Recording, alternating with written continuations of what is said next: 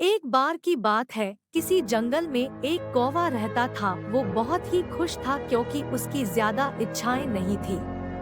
वह अपनी जिंदगी से संतुष्ट था, लेकिन एक बार उसने जंगल में किसी हंस को देख लिया और उसे देखते ही सोचने लगा कि ये प्राणी कितना सुंदर है।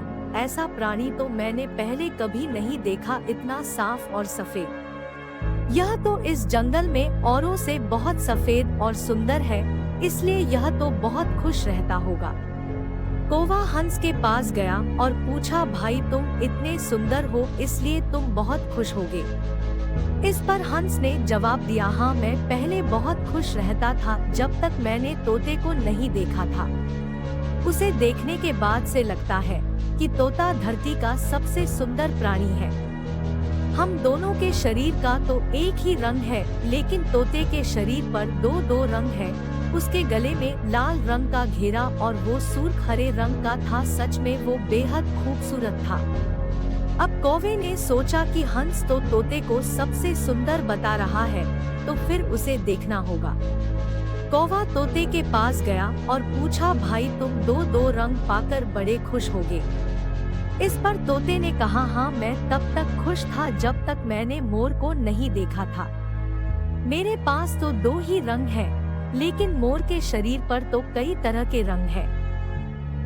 अब कौवे ने सोचा, सबसे ज्यादा खुश कौन है यह तो मैं पता करके ही रहूंगा, इसलिए अब मोर से मिलना ही पड़ेगा।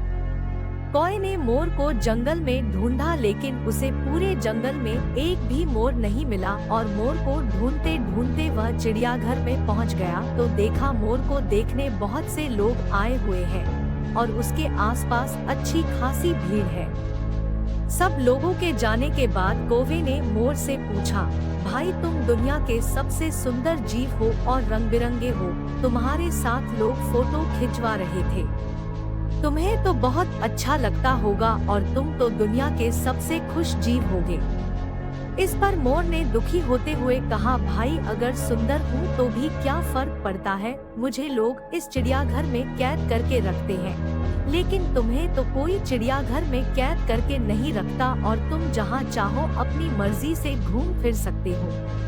इसलिए दुनिया के सबसे संतुष्ट और खुश जीव तो तुम्हें होना चाहिए, क्योंकि तुम आजाद रहते हो। कौवा हैरान रह गया क्योंकि उसके जीवन की अहमियत कोई दूसरा बता गया। दोस्तों, ऐसा ही हम लोग भी करते हैं। हम अपनी खुशियों और गुणों की तुलना दूसरों से करते हैं, ऐसे लोगों से जिनका रहन सहन का माहौल हमसे बिल्कुल अलग होता है। हमारी जिंदगी में बहुत सारी ऐसी चीजें होती हैं जो केवल हमारे पास है, लेकिन हम उसकी अहमियत समझकर खुश नहीं होते। लेकिन दूसरों की छोटी खुशी भी हमें बड़ी लगती है, जबकि हम अपनी बड़ी खुशियों को इग्नोर कर देते हैं। ऐसे ही हिंदी कहानियाँ सुनने के लिए हमारे चैनल को सब्सक्राइब जरूर करें। धन्यवाद।